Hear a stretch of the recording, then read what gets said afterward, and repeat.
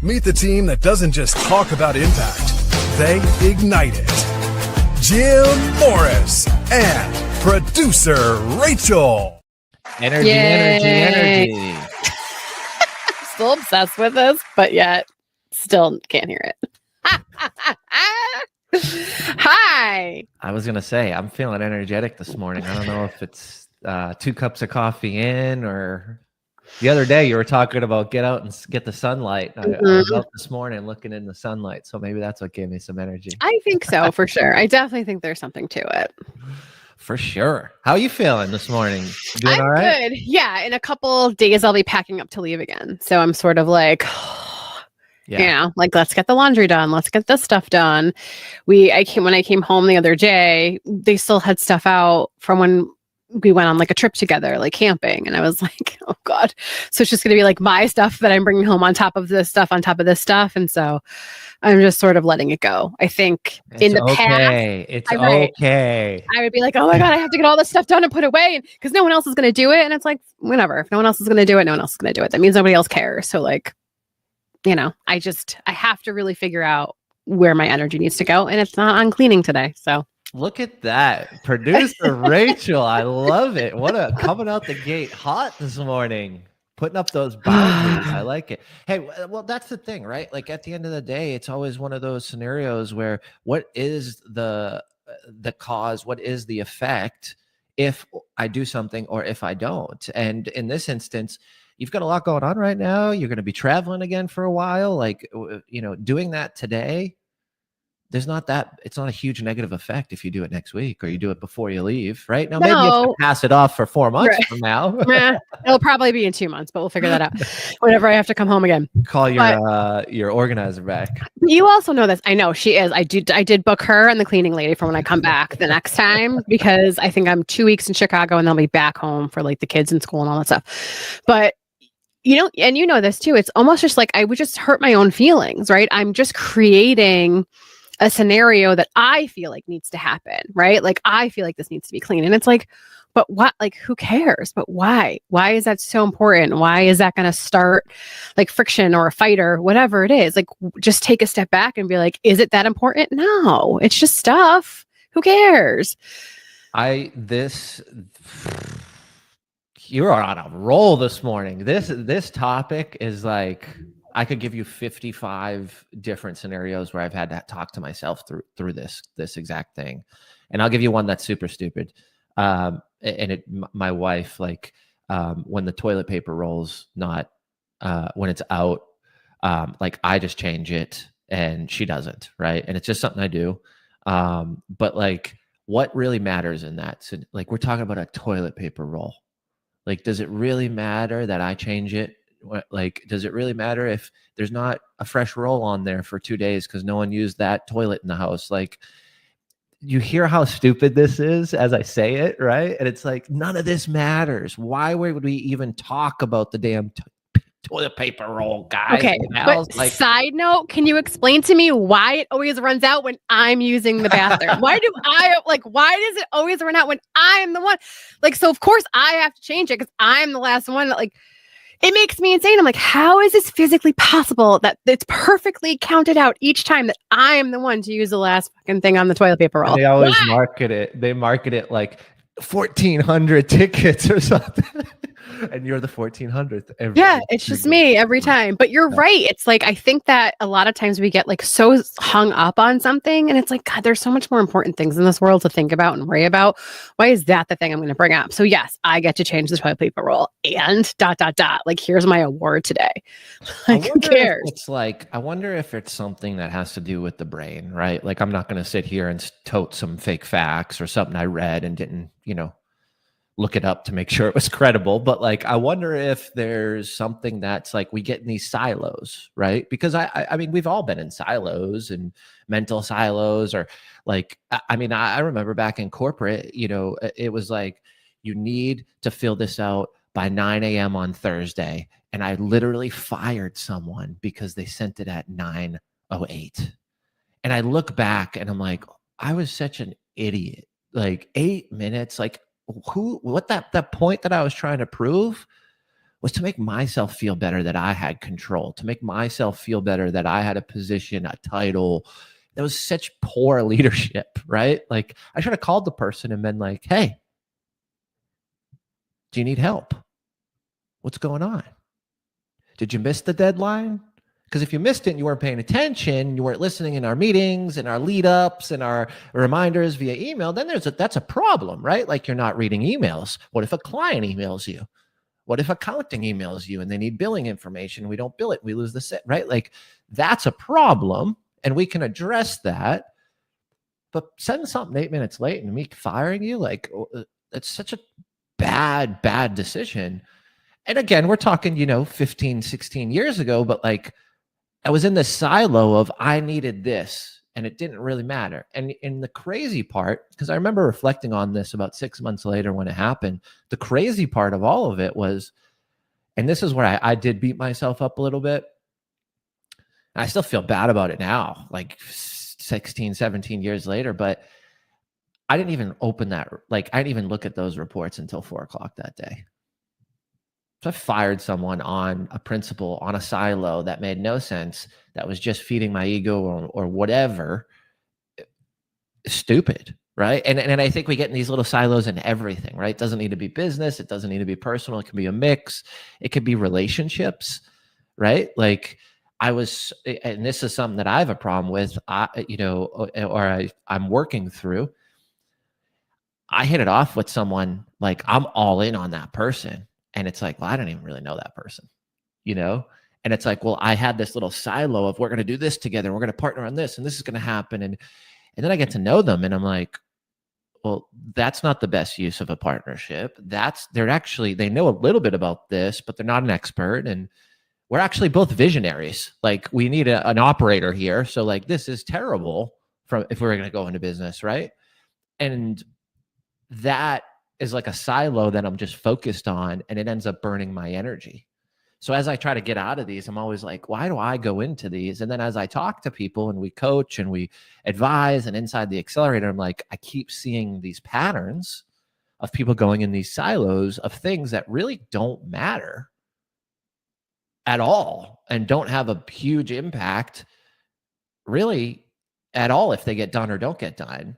But yet we spend all this energy, all this time. We talk about it. We tell other people, or I hope we're not, spreading drama, but like we probably talk to someone because it's frustrating to us and it's someone we trust and it's a good friend or a therapist or someone. But that's still energy and time. Like, and it doesn't even matter. So I don't know. This is something that's come up so much in my life, so much in so many other people's lives. And I share that story about terminating that person because I think it comes back to those silos, right? Well, number one, congratulations on being so much more emotionally mature now, because I think you've come such a long way. And I'm so proud of you because you're not scared to be honest about like, yeah, I was a fucking dick. Right? Like, I love that you're in this space now. And I don't know, does it come with time? Does it come with age? I don't know. I can't really answer that question. I know I'm in like my F at 40s leading to my whatever the 50s is. Like, I don't give a shit. 50s, I have no idea. We're about to find out. But I'm so proud of you for like coming into that space. You know what someone said recently on the Impact Effect podcast? I said, when did you start to be vulnerable? When did you want to be vulnerable? Or I forget the exact question, right? I'm paraphrasing here. And she said, you become vulnerable when you fully accept your actions. And I was like, podcast over. You don't need me anymore. That's crazy. And it was just something that's so simple and so clear. We all know this, right? We all know this, but like, I accepted the fact that I made a mistake, and that's why I can share it with you people on a live that hundreds and hundreds of people are going to listen to this. And I don't feel like you're going to judge me or hate me because I learned from it and I shared it in hopes that you can learn from it. And maybe it's not firing someone. Maybe it's something in your marriage. Maybe it's something with a friend. Maybe it's at a new job. Maybe it's a boss. Maybe it's, a business partnership, but like we all can find one right now as we're saying this of, what are we focused on that doesn't really matter? And why are we in the silo in the first place? And are we going to accept it to be vulnerable enough to have a conversation with ourselves to get out of it? And I think that vulnerability starts with you, and then it can start with others as well. Right. And that's why I'm sharing it right now. For me, it was, I had a life coach ask me, what was your role in this? And at first I hurt because I was like, what do you mean? Like, they started the fire. I was the one, I got angry. Like, of course I got angry. And she was like, but like, did you have to react that way? And I was like, oh my God, no. Right. Like, I don't have to react in that way. I don't have to be in that silo where it's like, I'm feeling this, that, or the other thing. Right. I could have reacted differently in so many different ways. So my role was feeling like I had to prove myself, or I had to like be right. Right. Like, you're going to see it my way and I'm going to scream at you until you do. And then until I could really realize, like, oh, my role in this was I reacted in a way that I'm not proud of. I reacted poorly. I should never have reacted in that way. My role in this was not realizing I could communicate differently.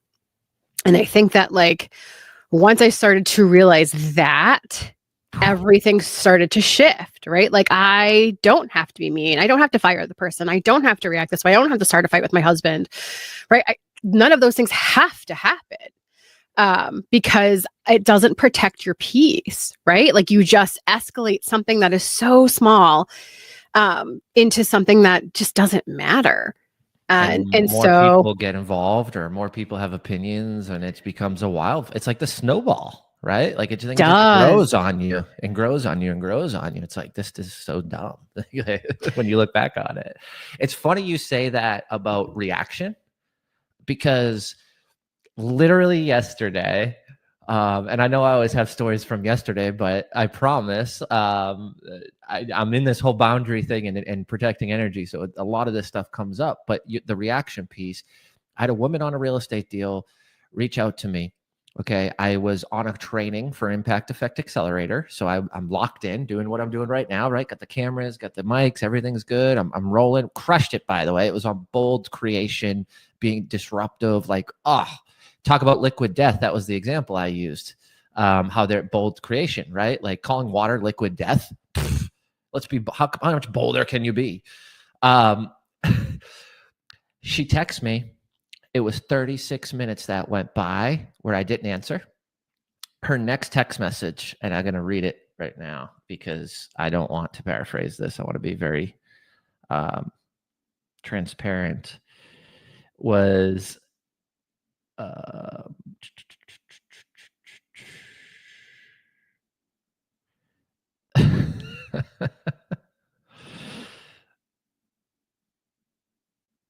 oh man.